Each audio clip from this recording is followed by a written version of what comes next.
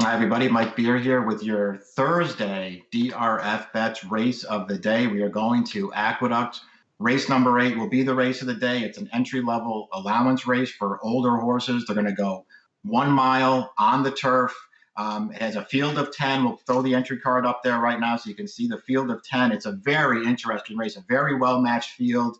I think a lot of different horses can win here. I think trips are going to be very important. Note that number 3, Zealous, he is entered for main track only, so it'll be a field of 9 before scratches for turf. And it's just, again, a very interesting race with a lot of different horses that can win. There are several 3-year-olds in this race as well. Let's take a look at the Timeform US pace projector, because the pace of this race could actually be very key as to how it's going to play out. You see the 8 and the 9. Everyone loves James as the 8. He's a 3-year-old New York bred, trained by Jonathan Shepard, and the 9 is Chantry Flats, a 4-year-old for Michelle Nevin. They are 2 horses who both have plenty of speed. I'm sure they will both be forward in this race. And, if one of them can assert themselves early and get control of this pace, it might go a long way towards enhancing their chances to victory in here. Personally, I sort of felt like, even though Chantry Flats does have a lot of speed, I felt like Everyone Loves James might be the one to emerge on the early lead in here. He's a fast horse. He's clearly at his best when he's able to make the front. I thought Joel Rosario, who's going to ride him for the first time, might get aggressive with him, but we'll see how that plays out. Because, again, Chantry Flats, he's got plenty of speed, and I'm sure they want to be forward with him. Let's just take a look at some of the other contenders in here before we get to those 2 horses again. They're drawn towards the outside. Down on the rail is Clear Vision, number 1. He's a very interesting 3-year-old. He's very lightly raced so far. I want to go back and show the replay of his career debut, though. This is at Laurel in early August, and it's sprinting. It's a 5.5 furlong turf sprint. This horse runs really well in this race, though. The pace was contested in front of him, so he did have a good trip. But you're going to see Sheldon Russell just ride this horse with a lot of confidence. He stays in all the way to the stretch, and he's in behind horses briefly, but he's just waiting. You can tell he has the horse if he ever gets through. And then once he does get through, he closes this race down easily. He does it handwritten for the most part. I thought this was a really nice debut for this horse, who is an Artie Schiller colt trained by Jeremiah O'Dwyer. His next start, they took him to Kentucky Downs to race in one of those big pursed allowance races. They raced for a lot of money down there. I thought he ran well, stretching out for the first time. He settled for 4th, but he wound up down towards the inside again. He was in between horses late. I thought he finished gamely, though, to just miss 2nd and 3rd. I thought that was a good performance. And then this last start, they took him to Parks, ran him in a little stakes race against his fellow 3-year-olds, and he finished a good 3rd in there as well. That was a race that the pace just did not come back for him. But he was making up ground at the end. I thought he was a good 3rd in that race. He has improved his figures in every one of his starts so far, and he just looks like an up-and-coming horse. This is not an easy spot for him. He's going to need a trip, but he might catch some pace to run into this time, and I think he's an improving horse who has a shot at this race. So we'll see what happens with him. The 2 is Conviction Trade. Listen, he broke his maiden first time out. They debuted him for a $75,000 tag. He won it with an 87 buyer speed figure, which suggests he's going to be competitive in here. I just want to point out that in that race, the horse that was on the lead very late in there just went wrong on the front end and fell, and it just opened the race up for some other horses. So Conviction Trade did take advantage a little bit. It's probably a race he was not going to win, but he did get it done at the end, and we'll give him credit for that. He got a solid figure for it. He's going to have to improve to beat this field. I just want to touch on a couple of other horses who are off of long layoffs in here, because the 5 Blockade and the 10 Gauguin are both talented horses. They just have a lot working against them. Blockade, the number 5, goes out for Shug McGahee. This is a horse who he looked pretty good. He was sort of working his way forward at the end of his 2-year-old campaign. He finished a really good 2nd, I thought, to a talented horse, and Analyze It back in October of his 2-year-old year. He made his 3-year-old debut in February at Gulfstream, and he managed to get it done in there, going 1 1/8 miles.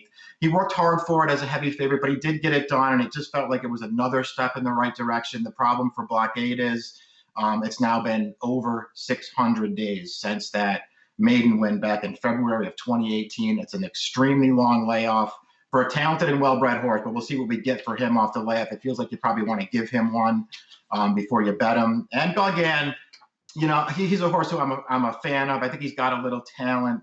but he's 1 for 17 lifetime.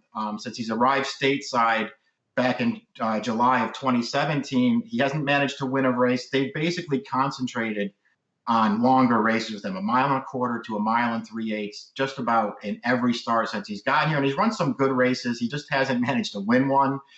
He's another horse who we have not seen in a long time now. It's almost a full year since his last race last December here at Aqueduct, where he finished third. He can beat this field. I don't think returning at a mile is a negative for him. I actually think it could be a good distance for him. It's just a long layoff, against some horses who are pretty good and have recency on him.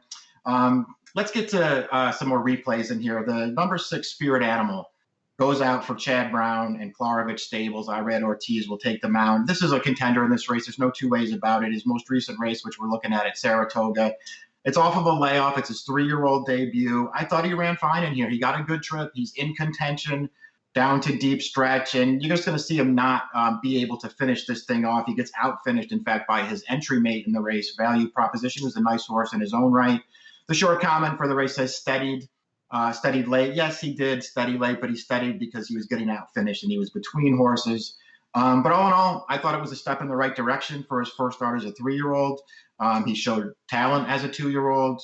It's been almost 120 days since that race. That's a little bit of a concern. I don't know where he's been since that race, but he's clearly a lightly raced horse with upside for top connections. I'm not way against Spirit Animal in this race. I think he's a contender, even though he is not a horse I'm picking on top. The number 9 we mentioned early, Chantry Flats.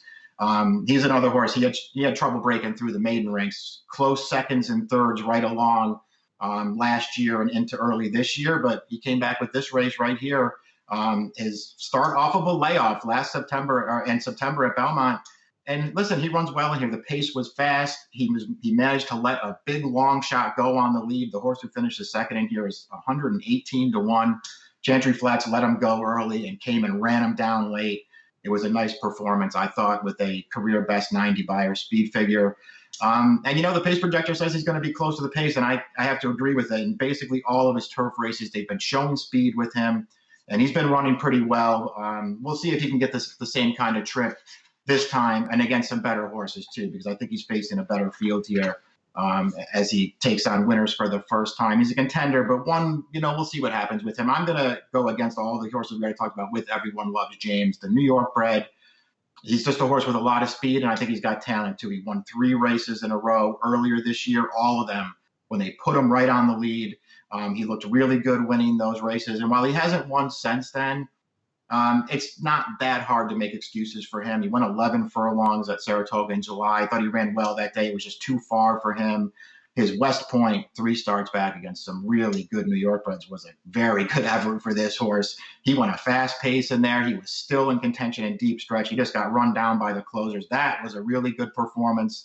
And in his most recent turf start, which came at 7 furlongs back in September, I'm just not sure what the plan was, but they decided to rate him that day. I don't think that's really what he wants to do. And I think taking him off the pace really worked against him in there. I like him coming back to turf in here, and I like him cutting back to a mile as well. I think this is a great distance for this horse. He should be right up close to the pace. As a matter of fact, I'm expecting Joel Rosario to send this horse to the lead. And I just felt like he made a lot of sense in this race, especially when you get to the horses that are coming off of layoffs and some horses that really do feel like they have a lot to prove as they try to back up maiden wins in this race. So I'm going to take Everyone Loves James on top. I think he's going to be a fair price in here, and I'm hoping he makes the lead in this race. My top pick is the 8, Everyone Loves James. I went 8, 1, 6, and 10 in your Thursday race of the day. It's Aqueduct race number 8. Approximate post time is 3:47 Eastern time. Good luck.